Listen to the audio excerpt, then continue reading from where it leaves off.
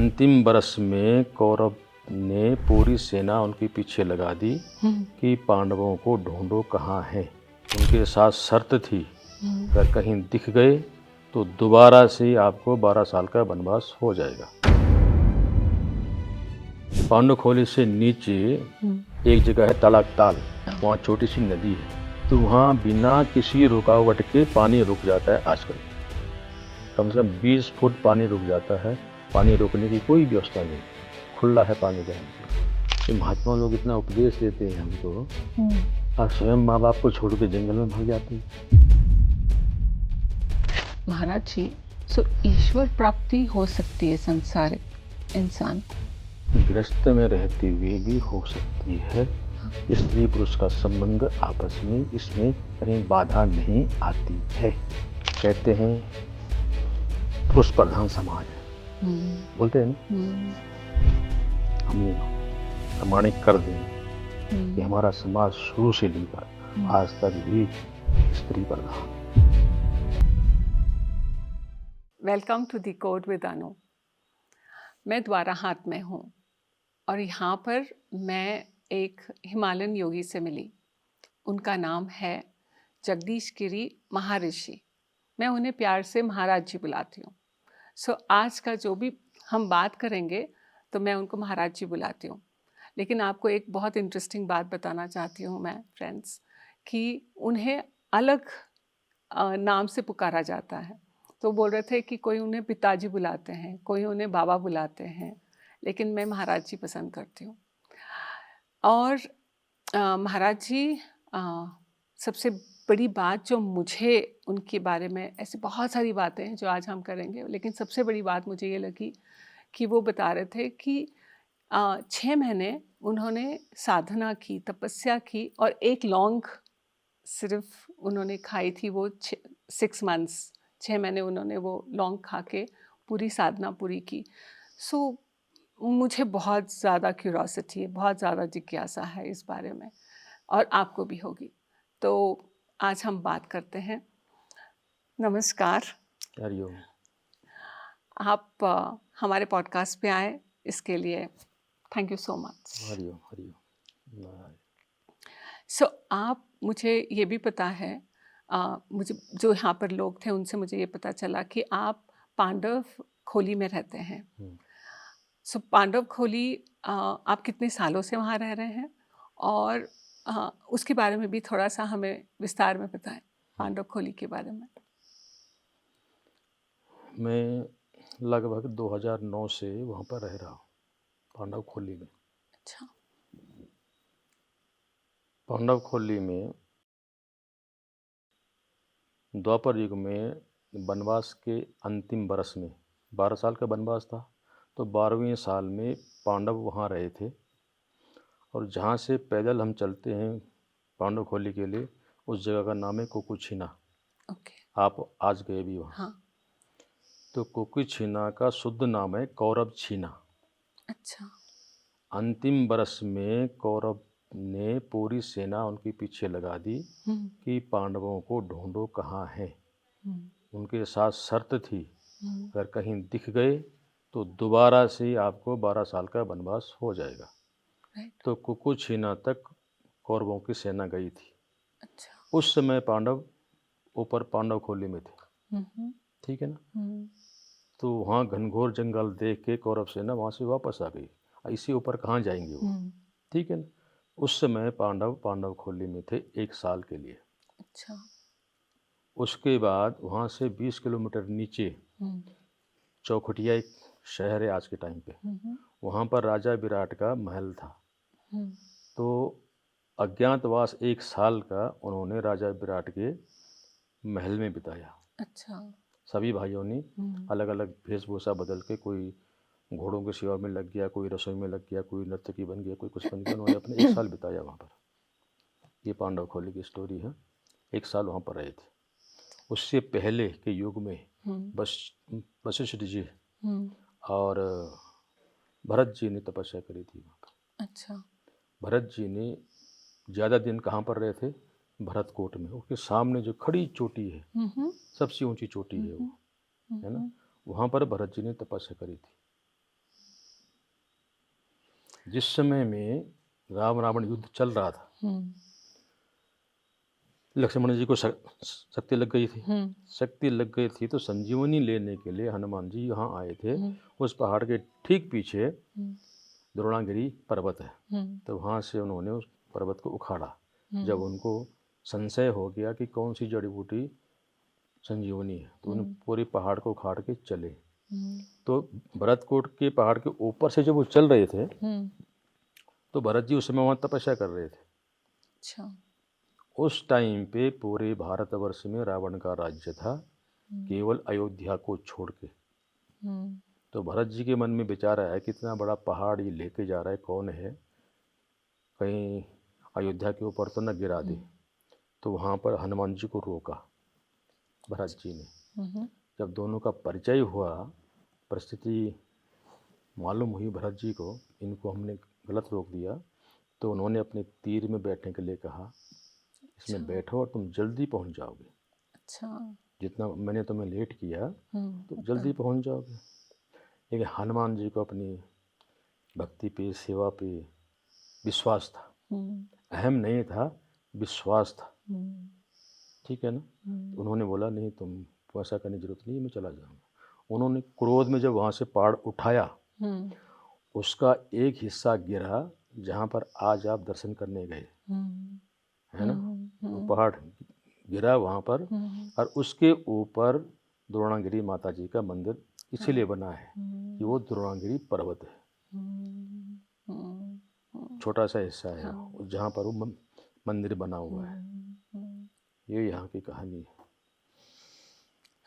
आप उस दिन ये भी बता रहे थे कि वहाँ पर कोई, जहाँ पांडव खोली है वहाँ पर कोई पेड़ ही नहीं। हाँ, वहाँ पर एक हिस्सा ऐसा है कि पूरा पार्क जैसा है वो, है ना। ऊपर मैदान है पांडव खोली में, तो चारों तरफ गोलाई में पेड़ है, लेकिन बीच में जैसे आपका शहरों में पार्क होते हैं ना, घास वास जमी होती है, पेड़ कटे हुए होते हैं।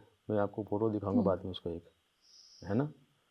तो जैसे किसी ने कटिंग करके वो पेड़ लगाए हैं, और उस पार्क में पेड़ कोई उगता ही नहीं है। हमने कभी कभी प्रयास किया कि जो बड़ी जड़ी बूटियाँ होती हैं उनको लेने के हमें जंगल में जाना पड़ता है, झाड़ियों के अंदर जाना पड़ता है, इतने ऊंचे ऊंचे पौधे होते हैं, तो उनको लाके हमने उसमें लगाया, नहीं आए, नहीं होते हो, है ना। अब पूरा जंगल जो है किसी का लगाया हुआ नहीं है, वो प्राकृतिक जंगल है, लेकिन उसके चारों तरफ जो पेड़ हैं ऐसे दिखते हैं किसी ने कटिंग करके नाप तोल के लगाए हैं, सबकी कटिंग कर रखी है। ऐसे क्यों होगा?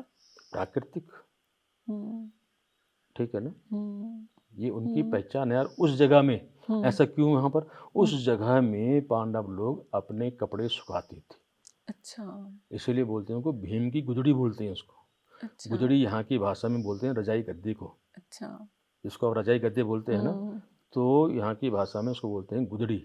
तो अपनी रजाई गद्दे सुखाते थे वहाँ पर। अच्छा। ये प्रमाण है कि आज भी वहाँ पर पेड़ पौधे नहीं उगते, और वहाँ पानी आज भी नहीं है, न उस टाइम पे था। बरसात के पानी से ही साल भर हम लोग भी उसका इस्तेमाल करते हैं, ठीक है ना। तो कपड़े धोने के लिए कहाँ जाते थे? पांडव खोली से नीचे एक जगह है तड़ाक ताल। अच्छा। वहाँ छोटी सी नदी है, अभी है? अभी है। अच्छा। आप जाके देख सकते हैं उसको। तो वहाँ बिना किसी रुकावट के पानी रुक जाता है आजकल। कम से कम 20 फुट पानी रुक जाता है। पानी रोकने की कोई व्यवस्था नहीं है, खुला है पानी जाने के लिए। ये पांडवों का प्रताप है, ये चिन्ह है उनके। एक चिन्ह और बताऊं मैं आपको, उनका हिमालय में है। क्या बोलते हैं को, उखीमठ। अच्छा। उखीमठ से राइट को हम जाएंगे तो बद्रीनाथ के लिए निकल जाते हैं, है ना, चौपता होते हुए। और लेफ्ट को जाएंगे तो वो जाता है पांडव सेरा के लिए। अच्छा। है ना। पांडव पहाड़ की भाषा में सेरा बोलते हैं धान के खेत को। अच्छा। जिस खेत में धान बोते हैं उसको सेरा बोलते हैं। तो वहाँ से करीब 40 किलोमीटर आगे जाके, उसके बाद कोई गांव नहीं है। हम तो कई बार गए हैं। तो वहाँ आजकल आप जाओ ना बरसात के टाइम पे, जिस टाइम धान की खेती होती है, उस समय में खेत बने हुए हैं, उनकी मेंढ बनी हुई है, सब में पानी जाने की पूरी व्यवस्था बनी हुई है, नालियाँ बनी हुई हैं और धान लगे हुए हैं। अब कौन काटता है और कौन बोता है, कोई नहीं देखता उस चीज़ को। ये प्रमाण आज भी और बहुत सारे प्रमाण हैं पांडवों के, और हमारे जो पूर्व की ऋषि हुए हैं, हम बारीकी से अध्ययन करें, सबका चिन्ह मिलता है हमको। हमारे पूरे देश का कोई डिस्ट्रिक्ट ऐसा नहीं है जहाँ ऋषियों की चिन्ह न मिलते हो। ये हिमालय की बात नहीं है ना? महाराष्ट्र देख लो, मध्य प्रदेश आप देख लो, बिहार देख लो, है ना, दिल्ली देख लो, उत्तर प्रदेश देख लो, आप उनके चिन्ह मिलते हैं ऋषियों के। आपने परसों ये जिक्र किया था कि महाअवतार बाबा जी की जो केव है, जो गुफा है, तो वो गुफा में अभी पत्थर लगा दिया है। तो आप पहले वो गुफा के अंदर जाते थे? हाँ, मैं काफ़ी दिन रहा हूँ उसके अंदर। थोड़ा उसके बारे में बताएं, बहुत इंटरेस्टिंग होगा हमारे लिए। गुफा के अंदर लगभग 10 मीटर तो लेट के चलना पड़ता है। अच्छा। जैसे सांप हाँ। स्टिक करता है, यूं यूं करके जाना पड़ता है गुफा के अंदर। अच्छा। उसके बाद थोड़ा ऊपर को चढ़ना पड़ता है। उसके बाद फिर खुली जगह आ जाती है, हम खड़े होकर जा सकते हैं। लेकिन जो 10 मीटर जो लेट के चलना पड़ता है, वो बहुत डिफ़िकल्ट होता होगा ना, कठिन होता होगा। डिफ़िकल्ट तो है, लेकिन जिज्ञासु व्यक्ति के लिए कुछ भी डिफ़िकल्ट नहीं होता। गुफाएं होती ही ऐसी हैं, प्रवेश द्वार उनका बहुत सकरा होता है, जिज्ञासु ही उसके अंदर प्रवेश कर सकता है।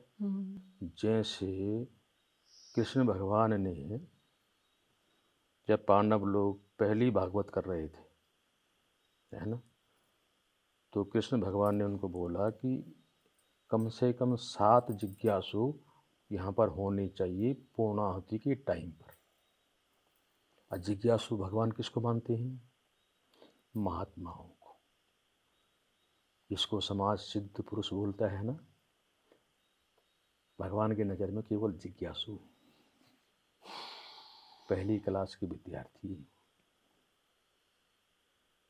इसका अर्थ बहुत गहरा है ना? संत महात्मा इतनी तपस्या करते हैं, हठ योग करते हैं, क्रिया योग करते हैं, सांख्य योग करते हैं, लेकिन भगवान की नज़र में वो जिज्ञासु होते हैं कि उनका होना जरूरी है। भागवत कथा उनको सुनाओ जो सुनने के जिज्ञासु हो। और भगवान ने महात्माओं को, जिसको वैराग्य हो गया हो पूर्ण रूप से, उसको भगवान केवल जिज्ञासु मानता है। अभी स्टार्ट कर रहा है ज्ञान प्राप्त करने की पहली क्लास में। तो आध्यात्म बहुत गहन है, बहुत गंभीर है, बहुत गहरा है, बहुत बड़ा है, उसकी कोई था नहीं पा सकते, है ना? ऐसा है। तो हम बात कर रहे थे गुफा की। तो गुफा के अंदर, उसके अंदर तो मैं के लगभग 200 मीटर आगे जाके थोड़ा सा मैदान है, जहाँ ऊपर पांडुखोली है, पांडुखोली का मैदान है ना, उसके ठीक नीचे थोड़ा सा मैदान अंदर गुफा में भी है। हाँ, उसी के नीचे हम अभी जो रहते हैं ना, गुफा के ठीक ऊपर रहते हैं। नीचे गुफा है, हमारा जो आसन है ना वहाँ पर, उसके ठीक नीचे गुफा है। अच्छा। हम उसके ऊपर रहते हैं। महाअवतार बाबा भी कई समय ऊपर रहे वहाँ पर पांडुखोली में। वहाँ पर रहने के बाद ही उनको अनुभूति हुई कि नीचे गुफा है। तब उन्होंने वो गुफा ढूंढी, तब उसके अंदर तपस्या करी उन्होंने। उस गुफा से निकलने के 2 रास्ते हैं। जिधर से हमने प्रवेश किया उधर से आए तो आ सकते हैं, लेकिन दो रास्ते और भी हैं। एक रास्ता जाता है पिंडारी ग्लेशियर को, और एक रास्ता जाता है बद्रीनाथ को। अच्छा। एक रास्ता खुलता है बद्रीनाथ में हनुमान चट्टी के पास, थोड़ा ऊपर, जहाँ से एक गांव है, और गांव के थोड़ा ऊपर पत्थर, बड़े बड़े पत्थरों की ढेर है वहाँ। तो उनके जहाँ से खड़ा पहाड़ शुरू होता है वहीं पर वो गुफा खुलती है, लेकिन उसके अंदर कोई प्रवेश नहीं करता है, न कोई अंदर गया है। तो उस गुफा का नाम, जो वहीं से अंदर प्रवेश करते हैं, वहीं से बाहर निकलते हैं बद्रीनाथ में, तो उसको बोलते हैं शिव गुफा। और वहाँ से कोई अंदर प्रवेश क्यों नहीं करता? किसी का साहस नहीं हुआ होगा, हाँ। ऐसा है, किसी ने खोज नहीं करी होगी, हम्म, थोड़ी गुफा मिल गई तो बैठ गई वहाँ पर, हम्म। ऐसा है। उसके लिए साहस करना पड़ता है। आपने एक बात जो जिज्ञासु जिज्ञासु के बारे में बताई, तो आज हमारे जो यंग पॉपुलेशन है, यूथ है, उनके लिए अ, जो ये प्रश्न होता है उनके लिए कि मुझे क्यूरोसिटी है, मुझे अ, अ, म, मतलब जानने की, अपने आप को जानने की या भीतर जाने की जो एक क्यूरोसिटी रहती है, लेकिन वो जब कुछ पल चलते हैं, कुछ टाइम चलते हैं, फिर छूट जाता है ना, क्योंकि हम संसार के जो लोग हैं। तो आप ऐसे कुछ बता सकते हैं हमें, सिंपल कुछ ऐसे टेक्निक हो या टूल हो जिससे ये क्यूरोसिटी बिल्ड होती ही रहे अपने आप अंदर जाने के लिए? अंदर जाने के लिए, क्योंकि ये रास्ता बहुत कठिन है, और जब हम अंदर जाते हैं तो हमें ऐसा लगता है नहीं नहीं, अभी ये हमारे जो हैबिट्स हैं ये हमें वापस फिर खींच लेते हैं। तो उसके लिए कुछ सिंपल टेक्निक हो तो बहुत सिंपल बताएं। है, बिल्कुल सिंपल है। ठीक है, बिल्कुल सिंपल है। हम अपने आप को ऋषिपुत्र बोलते हैं ना, हम ऋषियों के संतान हैं। मेरा गोत्र ये है, वशिष्ठ गोत्र है, भारद्वाज गोत्र है, पिपलाद गोत्र है ना, वशिष्ठ गोत्र है, बोलते हैं ना, भारद्वाज गोत्र है, उनकी संतान है। और उनके लिखी हुई ग्रंथों से आज हमें मार्गदर्शन मिलता है। उनका भी गृहस्थ था, उनका भी एक समाज था, उनकी भी संतान थी और हमसे ज़्यादा थी। आज हम बोलते हैं एक तो बहुत हो गया, दो की सोचो ही मत, और उनकी सैकड़ों सैकड़ों संतान थी। फिर वो कैसे करते थे? हाँ, उन्हीं के जीवन को जानने की ज़रूरत है। हमारे दादा परदादाओं का जीवन कैसा था, ठीक है ना। 50 साल बैक में ही आप जाओ, हमने तो उस समय देखा है जब अनपढ़ स्त्रियां होती थी, उनको बहुत ज्ञान होता था, संतान कैसे उत्पन्न की जाती है वो भी उनको ज्ञात था, ठीक है ना। संतान को कैसे पालते हैं वो भी उनको ज्ञान था, है ना। लेकिन केवल पढ़ना लिखना नहीं आता था उनको, ज्ञान सब होता था, क्योंकि जो वो देखते थे उसी पे वो चलते भी थे। लेकिन आज जो हमारी शिक्षा का जो पद्धति है ना, हम घर में कितना भी संस्कार देते हैं बच्चे को, वो शिक्षा पद्धति उस पर हावी हो जाती है, ठीक है ना। अब बात आई थी कि हम कैसे करें अनावश्यक संग्रह। अगर हम चिंतन करें कि मेरे जीवन के लिए धन, वस्त्र, मकान कितना आवश्यक है, चिंतन कीजिए। आपका 6x6 का डबल बेड होता है, इतना ही होता होगा ना, मैंने तो अंदाज़ा लगाया। लेकिन जब आप सोते हैं उसमें, मेरे ख्याल से 1.5x2 में भी नहीं सोते, लंबाई घट जाती है। 6 फुट का आदमी हो तो सोने के बाद तो 4 फुट का हो जाता है, 5 फुट का तो 2.5 फुट का हो जाता है, बाकी वो खाली पड़ा हुआ है। उस पर हमने कितनी इस दुर्लभ शरीर की ऊर्जा खर्च करी, तब एक्स्ट्रा सामान को हमने खरीदा। हाँ, ये तो ख्वाहिशें हैं, डिज़ायर्स हैं कि नहीं मुझे। नहीं, ख्वाहिशें कब हैं, जब हम अपने को भूल जाते हैं। हाँ हाँ तब ख्वाहिशें आती हैं, मैं मनुष्य हूँ और मेरा उद्देश्य क्या है, उसको हम इग्नोर कर देते हैं। आवश्यकता से ज़्यादा सर्जन करने की जब क्रिया हमारे अंदर आती है, विचार आते हैं, चिंतन आता है, तो हम हो जाते हैं फिर राक्षस। ठीक है ना? आवश्यकता अनुसार ही सर्जन हम करते हैं तो हम बनते हैं मनुष्य। दूसरे के भले का चिंतन और अपना जीवन ऊर्ध्वगामी बनाना, ब्रह्म की तरफ अपनी कोई न कोई क्रिया करते रहना। सबके लिए अलग अलग क्रियाएं, एक ही क्रिया से सभी नहीं कर सकते हैं, लेकिन कुछ न कुछ क्रिया हमारे जीवन में ऐसी हो जो निरंतर हमें ब्रह्म की तरफ लेती जाए। एक जीवन में संभव नहीं होता है, फिर भी हम करते रहें, उसको निरंतर करते रहें, उसमें कहीं रुकावट ना आए। और हमारा 80% जीवन तो बहुत अनावश्यक सर्जन में ही बीत जाता है। होटल में जाते हैं हम खाने के लिए, 500 रुपये की प्लेट, 100 रुपये भी खा सकते हैं। फिर जुबान का जो स्वाद है उसका क्या करें? स्वाद चाहिए होता है ना, तो हमें अलग अलग स्वाद के लिए हम अलग अलग रेसिपीज और वो ग्रहण करते हैं ना। बिल्कुल कर सकते हैं, उसमें मनुष्य स्वतंत्र है। केवल मनुष्य ही स्वतंत्र है और कोई प्राणी स्वतंत्र नहीं है। देवता भी स्वतंत्र नहीं है। मंत्रा आधीनस्तः देवता, देवता मंत्रों के अधीन हैं। जब मर्जी चाहो मंत्र का उच्चारण करो और देवता सामने खड़े होते। लेकिन मनुष्य ही ऐसा प्राणी है कि वो स्वतंत्र है, अपने जीवन में कुछ भी करे वो सबका फल मिलेगा उसको। महाराज जी, आप ये बोल रहे थे सिर्फ मनुष्य ही स्वतंत्र है, फ्री विल उसके पास है चॉइस करने की, और फिर भी मनुष्य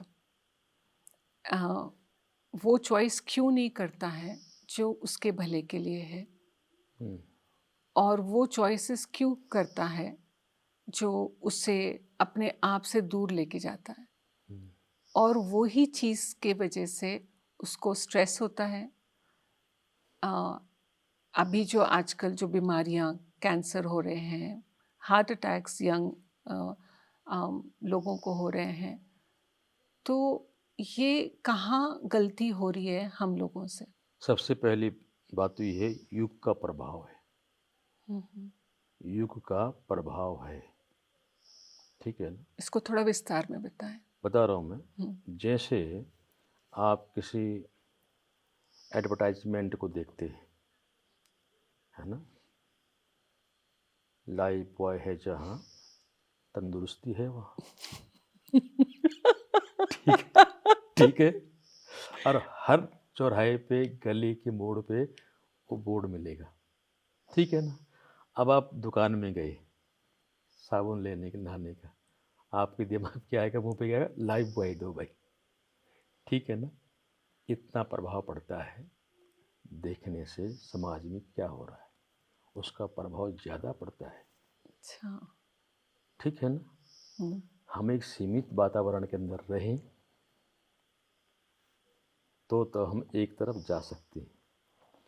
हर रोज़ नई नई चीज़ हमें देखने को मिलती है, बाज़ार में जाती हैं, नई नई चीज़ें देखते हैं, उसका प्रभाव हमारे चित्त पे पड़ता है ना? और वो चित्त कितनी गहराई से पकड़ लेता है और हमको फिर उधर चलाता है। बहुत सूक्ष्म थ्योरी है ये। जितना हम भ्रमण कम करें, ठीक है, भ्रमण कम करें, है ना, उतना हम एकाग्र होने में हमें आसानी होती है। So true. और इससे भी और गहरी बात होती है कि साधक जब होता है तो साधना काल में या किसी भी मनुष्य के अंदर कब कौन प्रवेश कर गया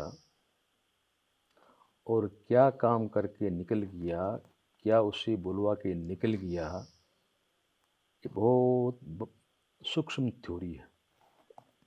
हम अपने शरीर का प्रयोग अपने लिए 24 घंटे में कितनी देर करते हैं? बहुत माइनर थ्योरी है ये।